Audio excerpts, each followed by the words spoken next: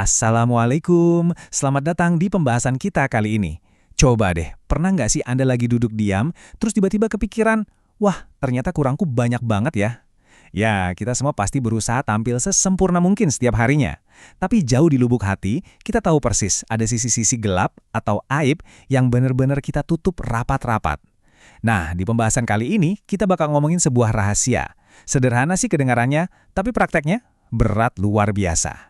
Tapi tenang, rahasia ini punya kekuatan super untuk nutupin ribuan aib kita. 8.000, angka yang gede banget kan? Tapi ini bukan sekedar angka acak atau statistik biasa. Angka ini tuh mewakili sebuah misteri yang sangat personal.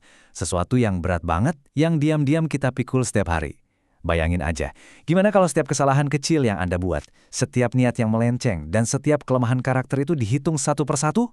Angka 8.000 ini benar-benar ngewakilin realitas kita sebagai manusia yang, ya, jauh banget dari kata sempurna.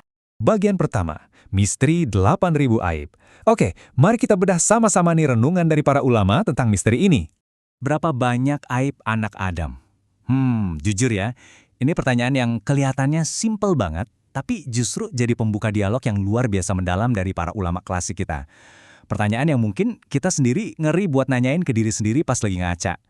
Kalau cermin itu bisa mantulin karakter dan aib asli kita, kira-kira seberapa banyak cacat yang bakal kelihatan? Buat ngejawab rasa penasaran itu, mari kita lihat langsung teks aslinya. Jadi, ada seorang ulama yang pernah ditanya begini, "Kam wajadta fi ibni Adam minal uyub?" Atau, berapa banyak aib yang engkau dapati pada diri anak Adam?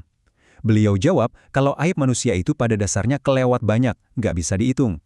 Tapi, beliau ngelanjutin, "Walalladzi ahsyaituhu thamaniyatu alafi aib." Artinya, yang sempat aku hitung ada 8.000 aib. Dialog yang luar biasa ini dicatat dengan sangat jelas di dalam kitab Al-Adhkar, halaman 521. Bayangin loh, 8.000 aib, dan itu baru yang sempat kehitung sama mata manusia. Nggak kebayangkan aslinya berapa? Bagian kedua, kunci penutup segala kekurangan. Nah, ulama tersebut ternyata juga ngasih tahu satu sifat ajaib yang jadi kunci dari semuanya. Dan ini dia jawabannya, menjaga lisan. Ya, menjaga lisan. Kedengarannya gampang banget ya. Tapi kita semua tahu dari pengalaman, kalau ini tuh salah satu hal yang paling susah buat diterapin tiap hari. Mengontrol ucapan kita, nahan diri buat nggak ikut campur atau ngomongin kejelekan orang, dan benar-benar cuma ngomong yang bermanfaat aja. Padahal, pas kita berhasil ngunci rapat lisan kita itu ibarat lagi ngebangun tembok baja yang super kokoh buat nyembunyiin ribuan ketidaksempurnaan kita dari pandangan orang lain. Benar-benar luar biasa kan? Bagian ketiga, pesan Rasulullah tentang lisan. Nah, ini sangat sejalan banget sama pandangan agama kita. Coba kita renungkan sabda Rasulullah yang pasti udah sering banget Anda dengar. Man kana yu'minu billahi wal yaumil akhiri falyakul khairan aw liyasmut. Yang artinya, siapa saja yang beriman kepada Allah dan hari akhir, hendaklah ia berkata baik atau diam. Catat ya, ini adalah hadis riwayat Bukhari nomor 6018. Perhatiin deh, gimana Nabi mengaitkan langsung antara kemampuan kita mengontrol lisan dengan kualitas iman kita kepada Tuhan dan kepastian akan datangnya hari akhir. Ini benar-benar bukti nyata betapa krusialnya peran lisan kita. Sekarang, hal yang benar-benar menarik buat kita bahas adalah pilihan dua arah yang ada di depan kita ini. Berkata baik atau diam. Di satu sisi, ada berkata baik. Kalau kata-kata kita bisa bawa manfaat, bikin orang semangat, atau bikin suasana jadi adem, ya bicaralah. Tapi kalau kita ada ragu sedikit aja, atau kita tahu omongan kita malah bakal bikin runyam, maka satu-satunya pilihan yang rasional dan paling aman buat kita adalah opsi kedua, diam. Diam itu bukan berarti lemah loh, sama sekali bukan. Diam adalah tameng emas yang menjaga aib kita tetap aman tersembunyi. Bagian keempat, keselamatan diri dan ucapan. Mari kita lihat gimana penerapannya di realitas sehari-hari. Jadi, poin krusialnya adalah, jagalah lisan sebelum ia membuka aib dan menjerumuskan pada dosa. Mulut kita ini, sadar nggak sadar, bisa bermutasi jadi musuh terbesar kita sendiri. Seringnya sih niat kita pengen nutupin kekurangan diri ya kan?